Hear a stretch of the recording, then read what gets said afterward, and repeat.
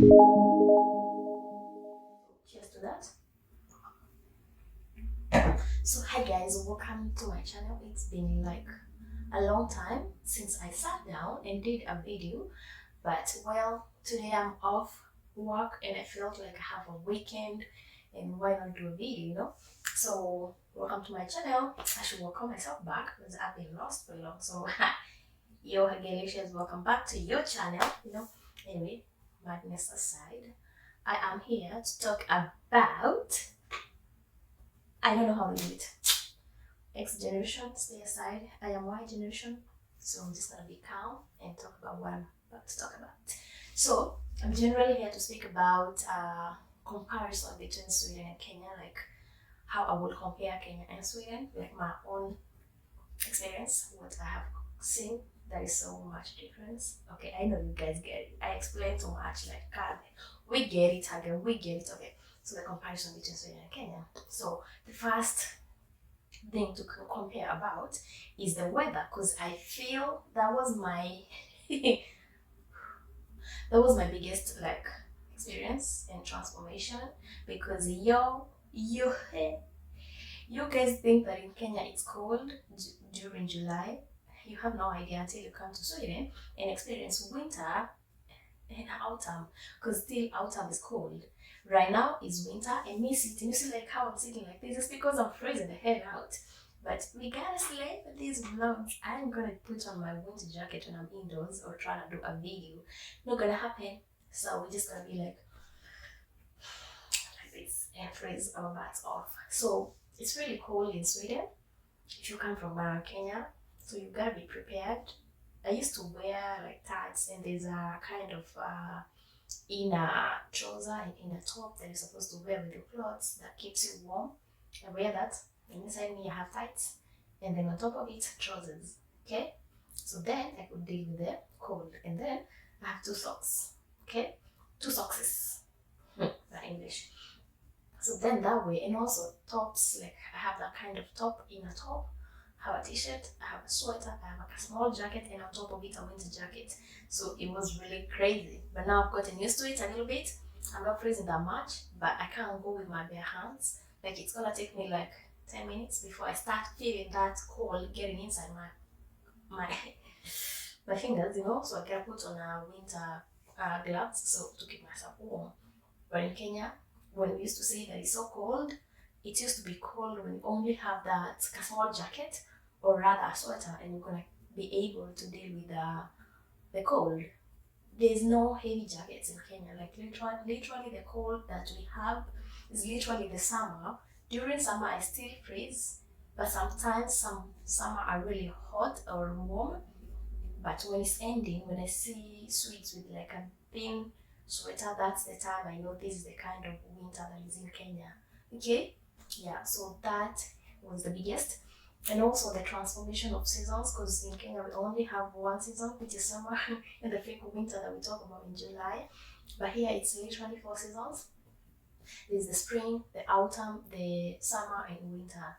So the transformation that I feel is unique with the spring and autumn is the color, because during spring that's when the flowers are popping up and it's very beautiful. In the autumn the trees turn into like maroonish or reddish, which is also cute, and the leaves falling. But then winter comes, it's like, my gosh, it's like a dead park. Everything is dead, it's cold, it's nothing, no green, it's gray, like it's like a dead park, which is really bad. I think it should be like, if it's gonna be winter, let the trees live at least, so that we have green and it's beautiful outside. But during winter, it's dark. Also, the darkness is another major thing that I experience, because we like right now, it's 15:43 and it's total darkness outside. And that's why I'm using my ring light. That's why doing vlogs in Sweden is kind of tricky. Thank God to people who invented ring lights, because that's goal. So it's only 3 to 4 hours of good light, no sun during winter. Then it's super cold. That's why people get so depressed when they're in these Scandinavian countries, because the cold, it's not a joke, it's really brutal. So yeah, that's my major experience. But I really love spring. I love autumn, but I don't like autumn because that's when the cold is getting in. I just love autumn outside because it's so beautiful and all that. And then winter comes, I like snow because then it's pure white. When it's snowing, because like right now, because of global warming, people have really fucked up the earth. This cold, but there's no winter. There's like literally no snow, but it's really cold. The beauty of winter is snow, so we don't have snow. So in fact, okay, good times. But anyway, yeah, that's the difference. But in Kenya, it's just green, green, green, and rain, sun, mad sun, and all that. So yeah. Next point, I will talk about food. The food. Most people, when I was leaving Kenya to come to Sweden, someone told me that there's no food. I will say I'm not used to frozen food when I used to be in Kenya. But when you come to Sweden, your life is all about frozen food. You go to the supermarket, there are no markets. There are markets with frozen stuff or dried food. You see those fishes that are dried, they get to last for long. That's the kind of food here. You will get fresh food if you want, but you get it in the fridge and it's damn expensive, okay? You can't get greens that are fresh, maybe potatoes, but I don't know how long. You see, like literally in Kenya, I could go to the farm and dig up some potatoes or get something to cook from the farm and come and fix it. Or rather, I can just go to the market outside and they have fresh vegetables from the garden. That life is not here in Sweden, okay? Here in Sweden, you deal with frozen food. It does not taste good, especially the meat. Meat for me, I stopped literally eating beef because I can't get that beef that is good. People told me to try the Arabic shops. They have fresh meat, but still, there's that meat that we get in the butcher. You know those butcheries that are just outside your apartment, which they have the whole cow hand. That's what I'm talking about. There's not that, so it's such a huge taste for me, and so. But right now, I've learned to love the food. I love the Swedish food that I love is köttbullar and potatis. That is very common here in Sweden. If you gotta come to Sweden, you gotta taste their potatis and köttbullar. I'm gonna fix a picture of that food over here so you all see it. I like doing that. And what else I like about meatballs is very common here in Sweden. They eat a lot of potatoes. A lot of potatoes. Yo, hey. Potatoes have no peace here. They're eaten every day. So yeah. So if I come to Kenya, don't give me potatoes because I have had enough of them. Okay, just give me meat. The next thing is the culture. If we talk about culture, the culture is a huge difference because Kenyans, I as a Kenyan, born and raised in Kenya, I am raised to be a loud kid, express my happiness in front of everybody, and it will be embraced well back. Because in Kenya, I think people are happy, everybody is happy. You walk to the street, someone just talks to you, and you feel happy. You go to the matatus, people talk to you, feel happy here. Talk to people, you get them angry, okay? You don't talk to Swedes. You keep the talking to yourself. That's the most challenging thing. And if you want to express yourself very well, you can't because you're in Sweden. People don't talk too much, you talk less. So that's a very big difference. Keeping motion. You know, in Kenya, I used to have a group of girls where you go and release. If it's the work that is stressing you, you go and release. You insult the boss together with your girls. Here, there's not that clique. Here, you talk about weather, talk about food, talk about how your day was yesterday, and end of conversation. It's really bad. Really bad. Because again, getting friends is very hard in Sweden. And by saying that, you might get friends, but they're not going to click as well as the friends you had back home. Okay? You just have to be modernized with the new friends that you've gotten. You know, be the real you, which is really a struggle. But anyway, it's not bad. It's not that bad. Okay? It's exhausting sometimes. That's why I'm like, because sometimes you're like, ooh. And that's why I started a vlog, because then I can come here and talk my emotion and people listen. If you gotta listen, and if you don't want to listen, it's okay, bye, see you another day. Yeah, because I feel the urge to talk, but there's no one to talk to. So you make a vlog and talk to you people online if you get to interviews at least. Because my girls back home, there are like 5 of them. I used to feel like I have achieved after releasing. So you come here and release. That's why it's good. It's healthy to do vlogs. The next thing, what's education system? Like literally the whole system is totally different. In Kenya, I didn't even have, I got my bank details when I got a job, but that was like when I was around 20, in my 20s. So I didn't know the importance of a bank. I always felt the insecurities of my money. I, as a Kikuyu woman, my money being in the bank, is such a big struggle when you're growing up. So I'm used to like cash money and give me my change, and now I keep my money in the pocket. That way, I feel rich and I feel like my money is secure. And also, this little money interest that the bank takes, I don't like that. When I was in Kenya, so I was like, "Hey, I don't need a bank." And also, I didn't have a job, so why do I need a bank account? But here in Sweden, it is a must. It is a must. You have a bank because people don't deal with cash money. You don't pay money. You use your card. Everything is card. Like it's a cashless system. It's really rare. Yes, you can use cash, but it's really rare. Okay, you might see that you go to many shops and they tell you sorry, especially the clothing shops. You will get that they don't take cash. So the system is online. Anything with card, not cash. But then in Kenya, everything is cash. There's even no systems. And M-Pesa, we tried, it didn't work. So that's the struggle, another struggle. And then the system, there's something called about a personal number. In Kenya, you know how you will be free just because the system does not have your ID number. I know sometimes we use it, but it's not as strong as here in Sweden. Personal number is the same that is an ID number that we call, but it's different because it's your birth date and some four numbers at the end that is your code that is supposed to be yours and yours alone. No one else has the same as you, and that's why you see people hiding the last four numbers because that's personal. Okay. It's getting tiresome because I didn't want this video to get so long, and it's getting so long.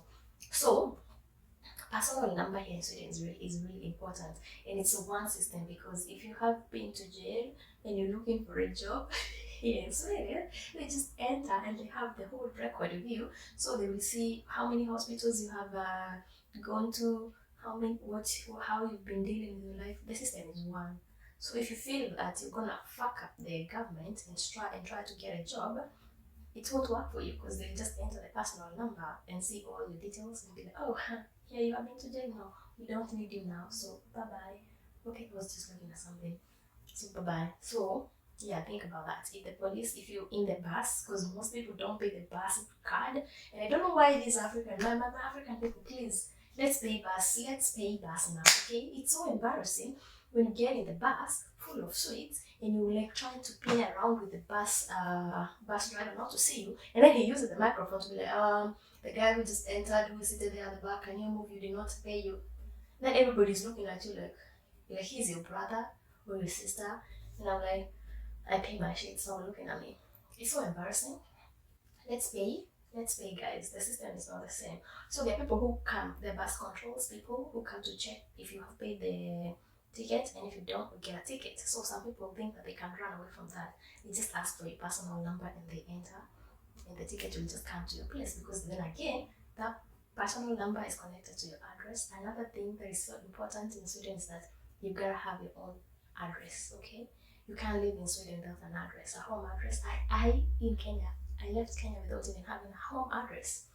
I never even used to get mails. I don't know how I used to get mails, So weird. But in Sweden, it's a must to have a home address, okay? Yeah, it's a must because I don't know. Anyway, yeah, so the personal number and the ID number, totally different thing compared. And then another thing is the education system. I was gonna talk about that. The education system, the only big major difference is that here in Sweden, teachers are not gonna chase you if you do your exams, if you feel like not attending the classes. The system is gonna deal with you because then again, they have all the records. They don't follow you up. If you feel like doing your assignments, you're gonna do it. As in, they train you to be independent from the one go. In Kenya, if you have not done your assignment, you're kicked out of the class. Go and do your assignment. Like, what is that? It's so funny because I was more scared in Kenya not to do assignment because I was scared to face the teacher. You get? But here, I'm scared to face the system because at the end of the studies, the system is gonna discipline me and I'm not gonna get my grade. That should be the same as in you harvest what you planted. That's what you get in Sweden. In Kenya, you will harvest as you go. Okay, so funny, but yeah. Anyway, the next thing, the dating. Let's talk about the dating experience, okay? In Kenya, I could not even manage to get myself a boyfriend. You know why? Because of trust issues. Like, it's so hard. Sorry, guys, but Kenyan guys, it's very hard to trust you guys. You're not transparent. You don't share anything with your girlfriends. You just feel like you're dating yourself, you know? So that's why I never used to date in Kenya, because I love transparency. I love someone. If you, the big thing is that if you can easily trust someone, you can easily get into a relationship with a person. And Kenyan women wants to be loved and trusted and feel like they can trust you back. I didn't get that in Kenya. It's either the guy you're dating, he's like telling you, I'm going to marry you, but at the back of his mind, he has 50 other women that he's there in the same sheet. And then you meet the same girl and be like, oh, he's your boyfriend, he's my boyfriend. That was the, because Nairobi is so small, you guys. So however guys you try to play us, we will always find our friends, okay, and be like the message, the conversation will pop up and will be caught. So one thing is that you guys are not so smart. So yeah. So that was the biggest issue. But in Sweden, you get a Swedish guy, you will trust him from the first date that you guys had, because they're so transparent. They will tell you what they want. If a guy is coming to fuck around with you, he will tell you. And he will tell you even before a weekend, he'll be straight away with you and tell you, oh, I'm not looking forward to having a serious relationship. So you know, okay? So if you decide to fuck around with this guy, you already know. But in Kenya, you will fuck around hoping, praying for a relationship. And then once the guy has fucked you as much as he can, that's when he's like, oh, yo, I'm not really feeling this shit. Maybe we can meet again in another world, but I'm not. You know? It's really brutal, you know? But that's why I never fell in love in Kenya. I don't know what love is in Kenya. I just heard I was the bad boy there. And also I know I was dating bad boys because I wasn't expecting anything, because I didn't believe in love back in Kenya, but in Sweden I can seriously say that I believe in love.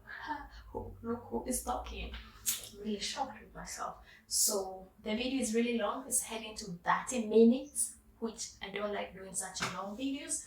So I hope I have done everything, covered everything. But if I haven't, we can make another part 2.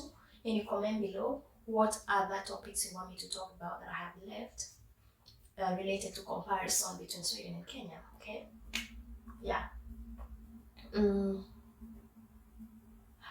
Before I forget, the language. Language is really a big issue, because in Sweden, people know English, but not that much, but they will never speak English to you. You find that you will speak English to a Swedish person, and they respond in Swedish, not caring if you understand or not. They just put it on you, and you go fuck yourself with that information they have given you, without even wondering if you understood or not. Yeah. But in Kenya, someone even from what are they called? Those inner villages, you find that there's a white person who is going to be like a tourist there and is struggling with the language. You find that that person that is living in that village, Tokyo, or let me use my city, Marago or Kigumo or Kagumo or Kirugoya, such cities like the inners. You speak to those old people there and you will see like they will struggle to try to pop up the little English that they have to try help you. Here in Sweden, nobody cares. You gotta know the English. Yes, they will try, but the thing is, they don't. It's not that they don't care. The problem is they get really nervous and they don't believe in themselves that they have good English. You know, because sometimes I'm getting so tired. When you talk too much, you get so thirsty and you find that your body is like, give me water. So the thing with the Swedes and English is that they want to be perfect with what they speak, and they're not sure if they can speak that perfect English. And every time I have a conversation with a Swedish person and I get to pull out that English out of them and they speak, I always compliment them and I'll be like, oh my god, you have very good English, because I want them to speak more. I'm trying to change the system in Sweden. Anyway, with that being said, I gotta go, because I don't want this video to be so long. So comment below what you want me to talk about. Let me know. We can also change the topic. We can talk about something else. So let me know down in the comment section. And yeah, Like, share, comment, and subscribe to my channel, guys. Let's hit 500. I don't know how. I think we're around 300. So let's hit to 500 at least, so the motivation gets stronger. Okay. So with that being said, bye guys. I won't be lost. I won't leave a promise here by saying I won't be lost, but I will try not to be lost. So yeah, bye. Like, share, comment, and subscribe, and bye bye. Bye bye. I won't let